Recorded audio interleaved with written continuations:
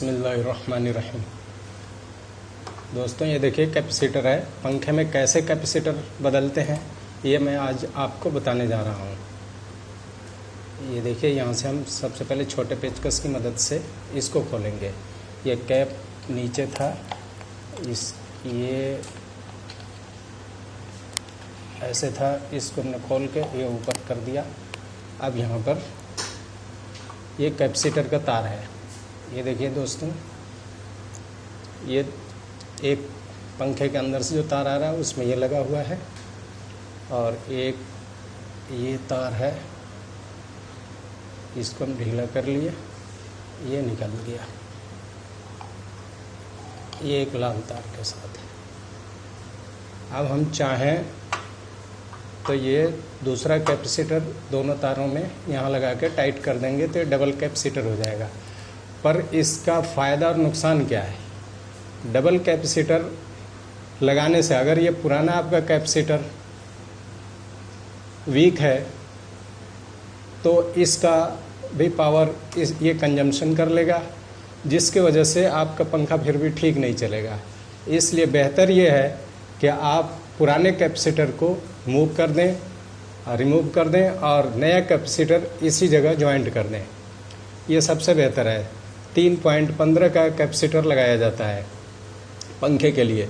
वैसे तो पंखे के साथ 2.5 का आता है, पर आप 2.5 का भी लगा सकते हैं, 3.25 का भी लगा सकते हैं। लेकिन जब आप डबल कैपेसिटर करते हैं तो अगर पुराना वाला कैपेसिटर में कुछ दम है और ये दोनों मिल करके पावर इसका बढ़ जाता है, जिससे पंखा तो थोड़ा सा तेज़ हो सकता है पर पंखा फूंक जाने का डर है। इसलिए बेहतर है कि आप पुराने कैपेसिटर को हटा दें और नया कैपेसिटर इसकी जगह लगा दें। जिस तार में से निकालें उसी तार में ज्वाइंट कर दें। और इसमें उल्टा सीधा नहीं होता, कोई सा भी तार किसी में भी लगा सकते हैं। पर पंखे के अंदर से जो तार निकली हुई है, जहाँ पर कैपेसिटर जुड़ी हुई है 2 तारों में, वहीं लगाना पड़ेगा। 3 तारें निकल के आती हैं, जिसमें से एक तार ये मेन होती है और तीसरी तार में कैपेसिटर ज्वाइंट होता है। तो इस तरह से हम ये नया कैपेसिटर इसमें लगा देंगे। हम चूँकि आपको ये वीडियो बना रहे हैं सिर्फ बताने के लिए, ये पुराना कैपेसिटर सही है, इसलिए हम इसको यहीं पे वापस लगा देंगे, नया कैपेसिटर नहीं लगाएंगे।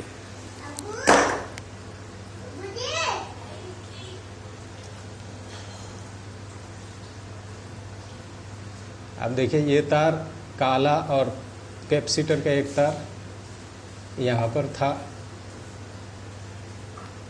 ये हमने वापस इसमें लगा करके, अगर ये ब्रैकेट ख़राब हो गया है तो आप यहाँ टेप भी मार सकते हैं, कोई प्रॉब्लम नहीं है।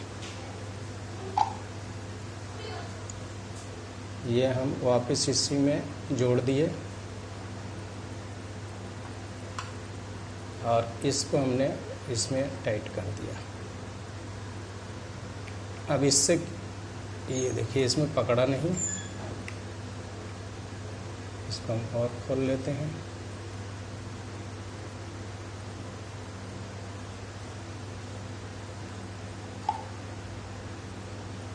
हाँ, ये आ गया। अब हम इसको टाइट कर सकते हैं। अब इतनी सी काम के लिए आप परेशान रहते हैं और इलेक्ट्रीशियन को ढूंढते हैं। इलेक्ट्रीशियन जल्दी मिलते नहीं हैं और छोटे छोटे कामों के लिए वो आते नहीं। अगर आते भी हैं तो मुँह मांगा पैसा मांगते हैं। इसलिए आप सिर्फ घर में एक पेचकस और एक प्लास रखे हैं तो उससे यह आपका काम हो सकता है। ये हम देख लेंगे कनेक्शन लूज तो नहीं है। ये देखिए ये थोड़ा सा लूज था, हमने फिर इसको टाइट कर दिया, इसको भी टाइट कर दिया। अब ये बिना पंखा उतारे भी आप एक स्टूल या एक जीने की मदद से ये काम कर सकते हैं। ये है इसकी वायरिंग। इंशाल्लाह अगली वीडियो में मैं आपको बताऊंगा इसकी सीरीज कैसे होता है और कौन से तार में जोड़ना है। अब देखिए इसमें से 3 तारें जो निकल के आ रही हैं, एक पीली, एक काली, एक लाल। असल में ये होती 4 तारें हैं,